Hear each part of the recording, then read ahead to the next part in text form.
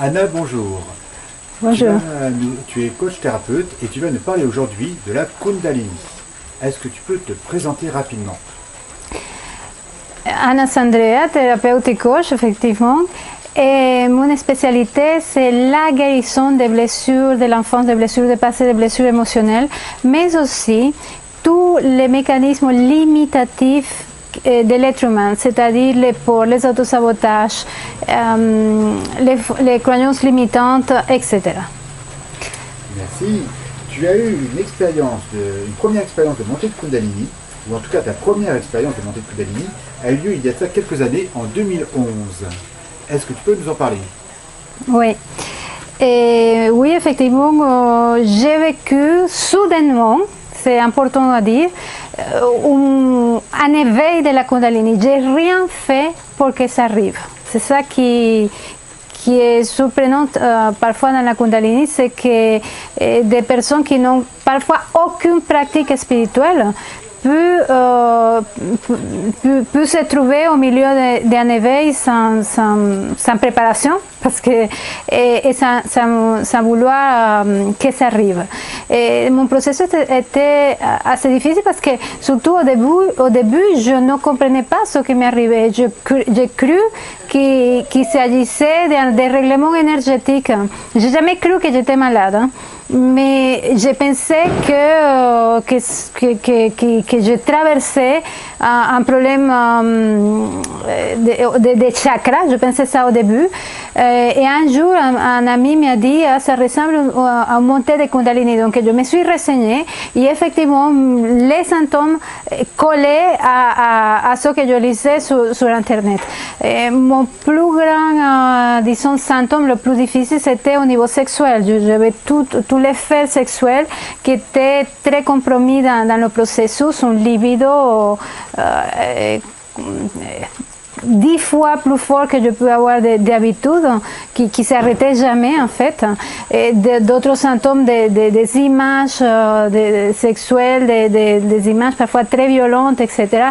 Des sensations, c'était très difficile de traverser, et surtout il y avait aussi toute la partie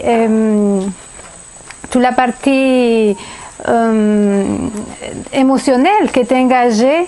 Je me mettais à pleurer pour rien, j'avais des accès de colère pas possibles, je maîtrisais plus rien, et ça durait plus ou moins 4 mois. Après je suis passée par un processus où un mois je ressentais les symptômes et l'autre mois j'étais presque dans une espèce de froideur, que c'était pas normal non plus. Et j'ai compris qu'à partir de ce moment-là, il y a eu comme un processus lunaire, c'est-à-dire j'étais connectée au cycle de la lune, et que aussi il y avait un mois où il y avait une énergie masculine, parce que il y a deux énergies très fortes dans la Kundalini. C'est une énergie masculine qui s'appelle Pingala. En fait, il y a deux nadis principales et un canal central qui s'appelle Sushumna. Donc le canal central, le canal masculin s'appelle Pingala, c'est un canal chaud, une énergie chaude, et une énergie féminine qui s'appelle Ida. Et donc un mois je brûlais, j'avais chaud, j'avais des symptômes plutôt masculines, et l'autre côté j'étais très sensible, j'avais froid, etc. Donc ça durait quelques mois jusqu'à où la première fois, les 4 premiers mois, je me suis fait aider, hein, et c'est là où j'ai passé à ce deuxième processus lunaire, si on veut dire. Et au bout d'un certain temps, il y a aussi une deuxième personne qui m'aidait, Andreas Mamé, et ça a plus ou moins stabilisé mon processus. Donc, et maintenant, je pourrais dire que ce processus, j'ai plus de crises. C'est plus un processus qui devient de plus en plus maîtrisé et calme. D'accord. À t'entendre, ce serait désagréable les crises de Kundalini, les montées de Kundalini.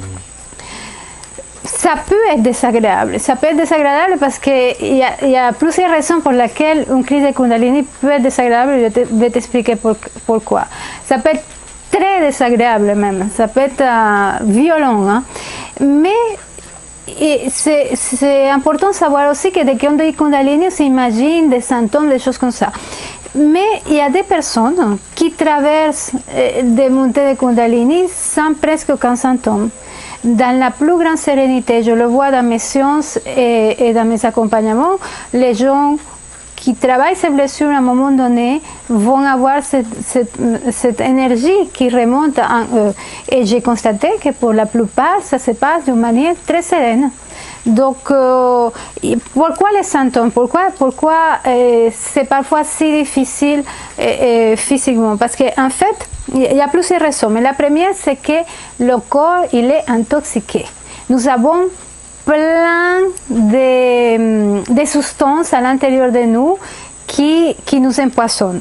Les vaccins, les métaux lourds qui viennent des vaccins, mais pas seulement, et la nourriture industrielle, et la pollution, etc.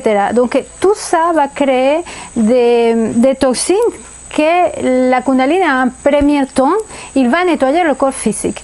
Donc quand elle va monter, quand elle longe en fait les chakras dans sa montée, et là où elle retrouve une impureté, elle va essayer de le nettoyer. Mais parfois, ces impuretés ont bloqué les nadis et la Kundalini va pulser jusqu'à se faire un passage. Et c'est là où les symptômes vont devenir très forts. Et ça dépend aussi du chakra où elle va trouver ce blocage. Donc, les symptômes vont être différents selon le chakra ou le blocage ou les blocages. Que la plupart de nous avons tous les chakras plus ou moins purifiés, que les symptômes vont être différents. Donc ça c'est la première raison. La deuxième raison, c'est parce que nous n'avons pas seulement des intoxications physiques qui viennent de l'extérieur, mais nous avons aussi des intoxications émotionnelles. Tout ce qui est blocage, blessure, traumatisme, etc. Ça, c'est les fameuses mémoires cellulaires. Ça va se stocker dans le corps. Donc, la Kundalini, ça va dépendre aussi au niveau, le chakra qui était impacté par ces blocages. Pareil. Donc, la Kundalini, c'est associé au serpent. Le serpent, c'est l'animal de la transmutation, elle change sa peau. Donc, en premier temps, elle va essayer de nous, comme je viens de dire, de nous nettoyer au niveau physique, mais aussi au niveau émotionnel, au niveau de nos mémoires, etc. Et donc, c'est pour ça que les symptômes peuvent être très difficiles. Mais il y a aussi une raison, et ça un des pièges en fait de la montée, c'est que les gens vont résister. Ils vont penser qu'ils sont malades. Ils vont prendre des médicaments ou ils ne vont pas prendre des médicaments, mais ils pensent qu'ils sont malades. J'ai plein de gens qui m'appellent, qui sont en grande souffrance parce qu'ils ne coulent pas avec ce processus. Que faire si ça vous arrive? Comment faire pour accompagner ce processus? Déjà, accepter que c'est une chose merveilleuse qui nous arrive. C'est un cadeau que la vie nous fait. Même si ce cadeau peut être pas facile à accueillir, ok? Mais j'ai constaté dans mon témoignage, parce que c'est la seule chose que je peux témoigner, la Kundalini c'est quelque chose de mystérieux, c'est quelque chose de complexe. La plupart des gens, on parle beaucoup de la Kundalini, la plupart des gens ne savent pas qu'est-ce que c'est les livres. Il y a certains livres, mais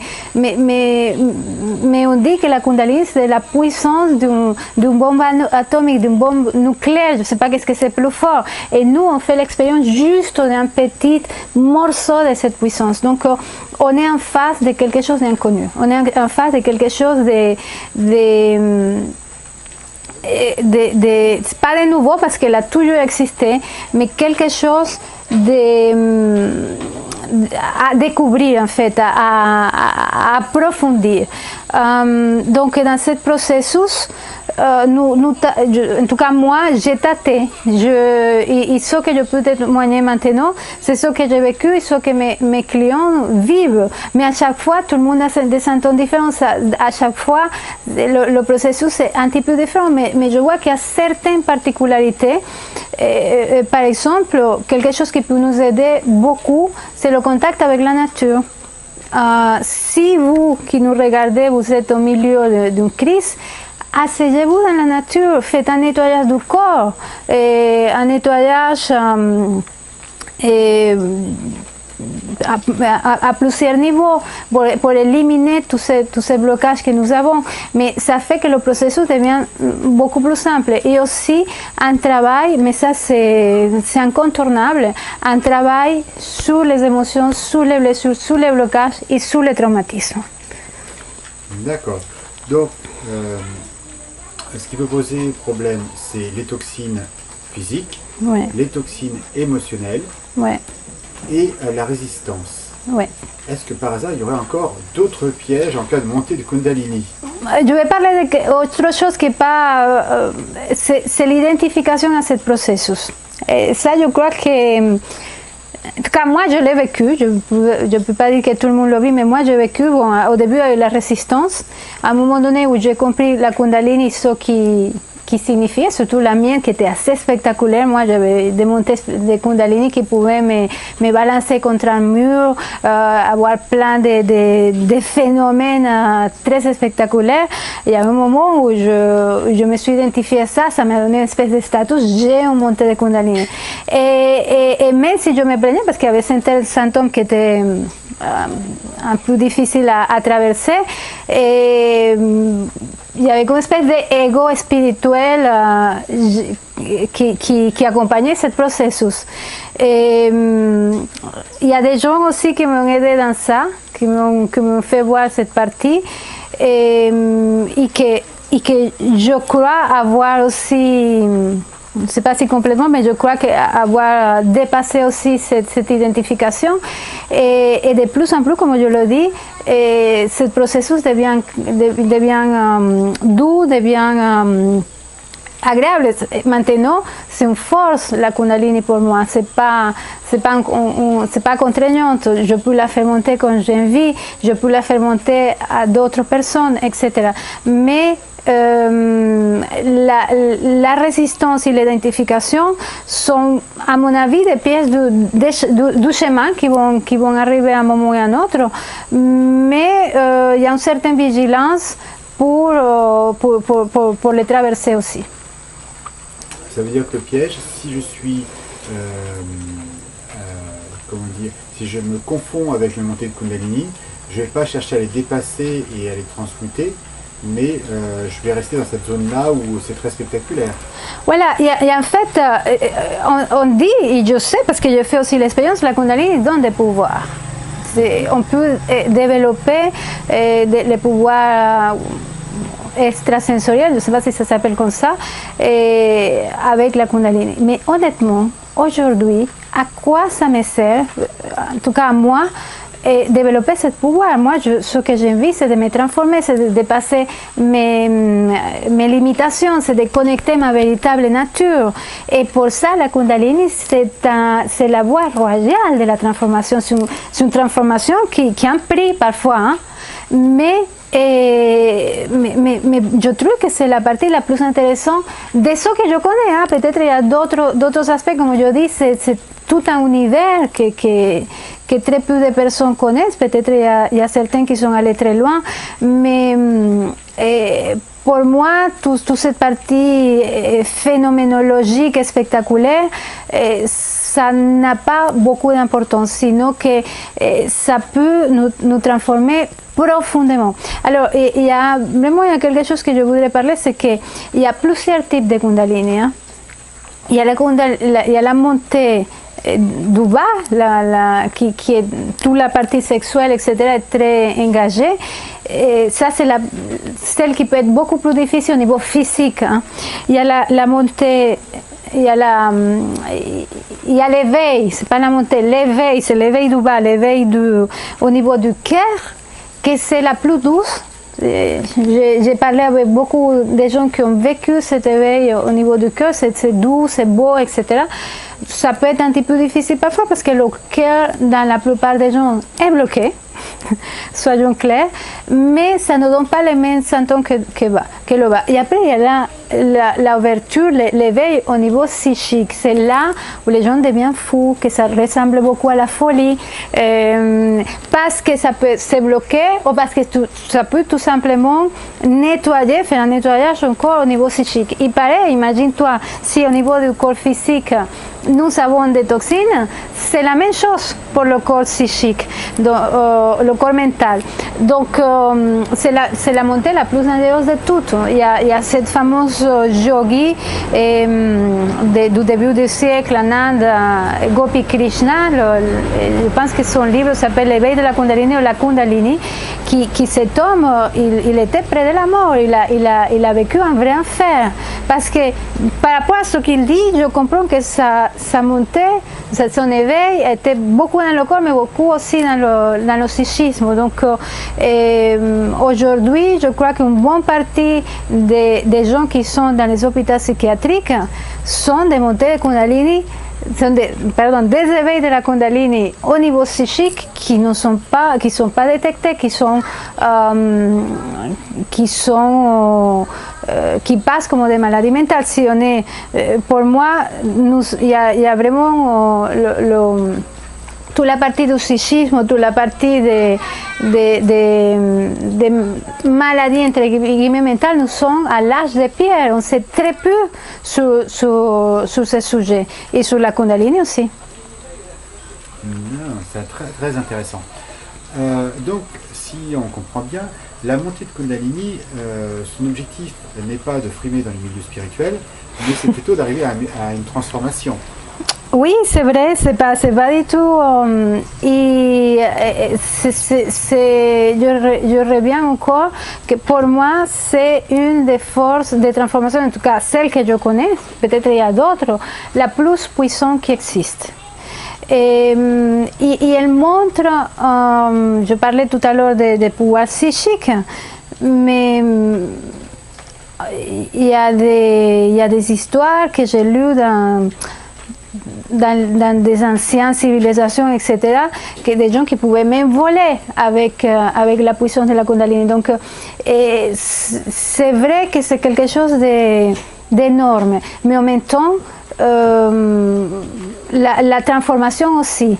Et pour l'avoir vécu, je vois à quel point ça m'a changé, ça m'a transformé. Je ne sais pas si... Peut-être que j'allais arriver au même niveau de transformation, mais ça m'a pris beaucoup plus longtemps sans l'aide de cette intelligence. Autre chose qu'il faut dire, justement, que c'est une intelligence. Et que c'est une intelligence aimante. Il y a une petite fille qui crie à côté, donc si vous entendez des bruits, c'est ça. C'est une intelligence aimante. Je me suis rendu compte que plusieurs fois, des moments de lucidité, j'ai parlé à cette intelligence. C'est un serpent, et je sentais que ce serpent parfois me serrait, me menait à des parties de moi, à des retranchements, je ne sais pas si on dit ça en français, mais qu'elle pouvait aussi être beaucoup plus douce si je le demandais. Donc, ça c'est important de savoir, c'est que c'est une intelligence d'amour, elle veut notre bien, même si parfois, cet apprentissage de qui nous sommes véritablement, de notre véritable nature, c'est un peu douloureux parce que nous sommes tellement loin de qui nous sommes que revenir à notre chemin, dans certains cas, parce qu'il y a des blessures, parce qu'il y a des toxines, parce qu'il y a la résistance, peut être laborieux. Mais en même temps, il y a beaucoup d'amour derrière ça. Alors, il y a d'autres types de Kundalini que je crois qu'ils sont aussi amoureuses, mais que c'est des Kundalini de type que je les appelle, mais j'ai vu certains livres qui parlent de ça aussi, des Kundalini de type Durga, Kali, des Kundalini de type noir, et qui vont réveiller comme l'ombre la plus profonde que les gens qui traversent. J'ai vu ça 2 ou 3 fois des gens qui sont venus vers moi et que malgré beaucoup de travail, ça a l'air de résister beaucoup. Mais dans ces cas-là, à chaque fois, j'ai trouvé des énormes blessures. Les 3 cas que j'ai trouvés, c'était des gens qui avaient été abusés étant petits, donc que c'est une des blessures les plus terribles qu'un être humain peut vivre. Donc ça s'est expliqué dans la blessure que la personne avait vécue. Je crois que cette transformation, parce que l'enfant, parce que l'enfant antérieur, parce que la personne, etc., était très atteinte, elle passait pour une phase un peu destructive. Mais je crois que même dans ce cas-là, il y a l'amour derrière. Et dans les 3 cas, les gens résistaient beaucoup. Donc ça devenait quelque chose de terrible, mais parce que blessure et parce que résistance encore. Oui, si je me souviens bien, Kali fait partie du cycle de la vie, destruction, construction, Renaissance. Conservation. Et renaissance. Et renaissance. Donc oui, l'ego, la personnalité qui se construit à travers les blessures, elle doit mourir, entre guillemets. Hein? C'est une espèce de mort, mais la mort comme un cycle, comme tu parles, c'est pas la mort physique, hein, c'est la mort des vieilles mémoires, des vieux schémas, des vieilles souffrances que nous avons à l'intérieur de nous. Donc c'est encore cette image du serpent qu'on le voit parfois qui comme que se mord la queue et qui tourne. Mais c'est à nouveau quelque chose qui est très important, c'est que j'ai jamais vu, mais ça peut exister. Hein. Je prétends pas savoir, je dis, je connais rien sur la Kundalini, je connais juste un petit peu de mon expérience et celle de celles que j'ai accompagnées, mais que à chaque fois les symptômes passent. Ça prend parfois du temps, ça prend parfois, il y a du travail, mais ça passe. Et c'est quelque chose qui est très important, c'est que je disais au début que mes symptômes deviennent de plus en plus sereins. C'est parce que aussi, je parlais du principal nadi et du canal central, mais il n'y a pas que ça en fait. On parle de la montée comme ça. Mais moi, j'ai vécu des montées de toutes les formes possibles, des montées comme ça, des montées comme... là, on ne parle plus de montées, on parle de manifestations comme ça, comment ça s'appelle, comme des espèces de cercles, etc. C'est très difficile de parler parce que c'est des expériences que j'ai vécues dans mon corps et qui sont très... compliqué à faire comprendre à l'autre. Donc, les manifestations peuvent être très différentes à chaque fois. J'allais dire quelque chose par rapport à ça et j'ai complètement oublié. On parlait de quoi avant? Nous émettons après Kali, la transformation, les accompagnements. Ouais, je sais pas. Ok, attends. Elle peut être très différente. Bref, elle peut être différente à chaque fois.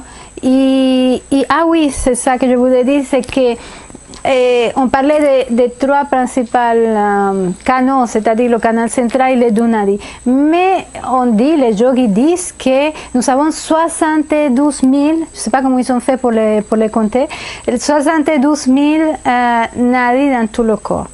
Et parce que la plupart d'entre nous, nous n'avons pas un travail yogique, un travail sur les différents, que c'est le yoga, parfois qui peut nous aider là-dedans, mais il n'y a pas que le yoga.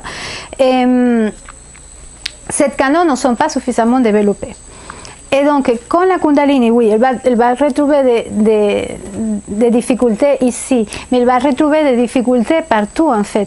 Au fur et à mesure que cette énergie monte, que cette énergie se manifeste, parce que je te dis, c'est pas seulement comme ça peut être dans tous les sens, et on va se vasculariser. Moi, ça m'est arrivé d'avoir des manifestations de Kundalini et avoir mal ici ou ici, mais très très mal. Hein?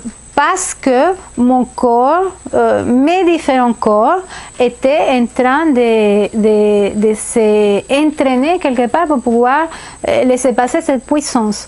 Et plus nous allons solliciter cette énergie véritablement, plus les corps vont supporter et même vibrer avec elle.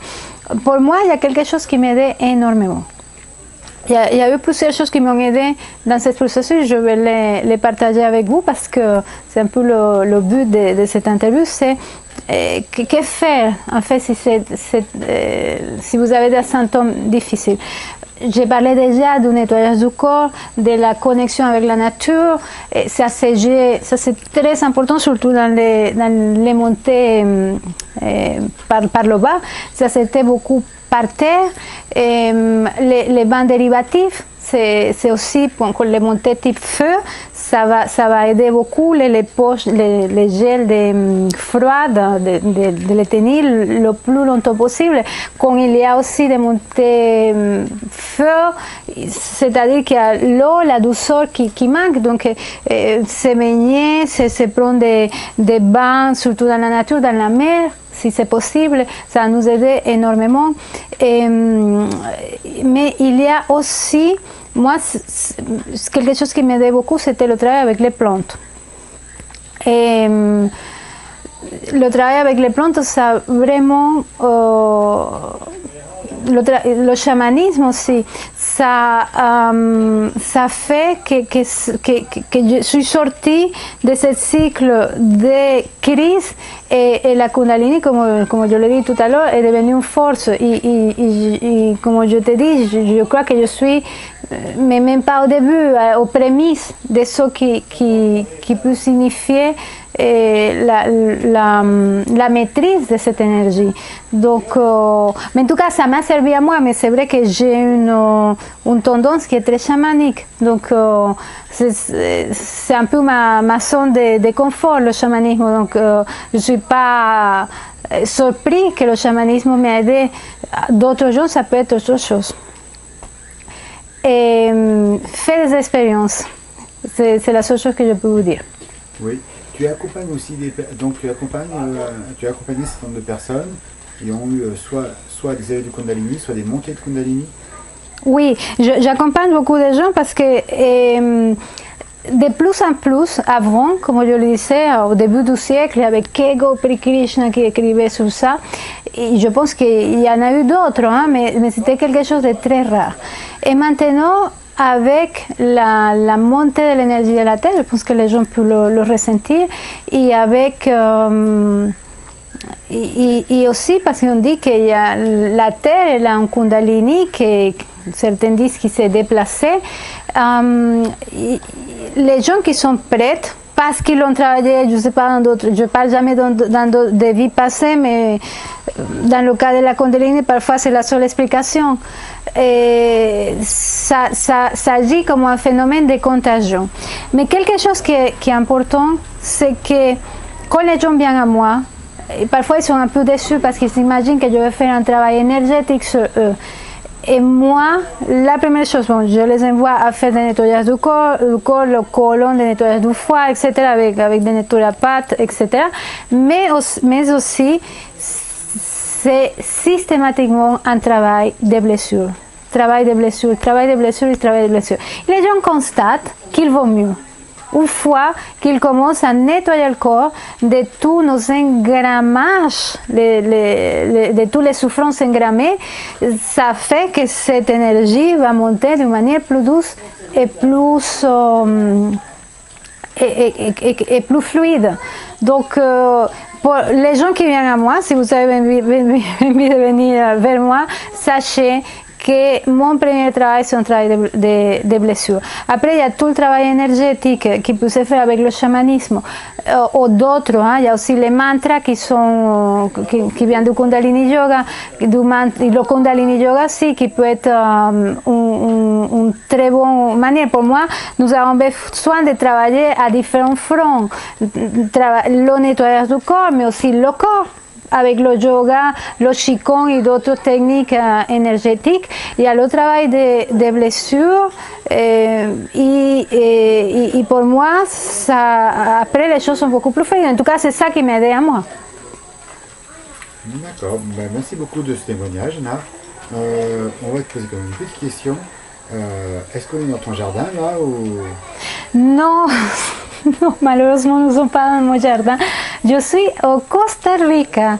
Donc, ce que vous voyez derrière, c'est j'ai loué une maison au début de la forêt. Ce que vous voyez derrière, c'est la forêt. La forêt, il y a plein d'animaux.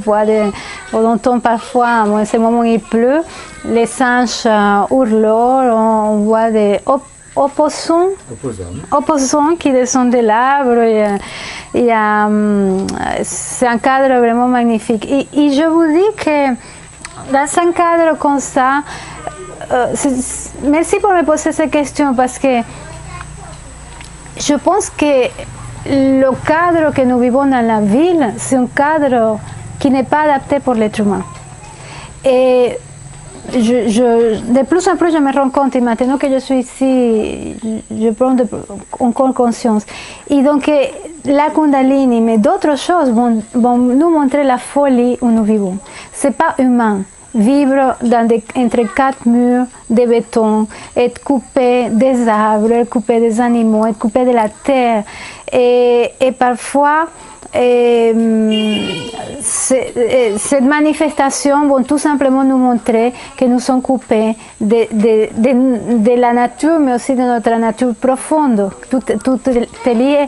Et je crois que plus nous serons connectés à qui nous sommes véritablement et à la nature en général, plus tout ce processus et d'autres, parce qu'à mon avis, il n'y a pas que la Kundalini, vont devenir plus simples, plus fluides et plus puissantes aussi pour nous. Merci beaucoup, Anna, et puis à très bientôt pour une prochaine vidéo. Merci.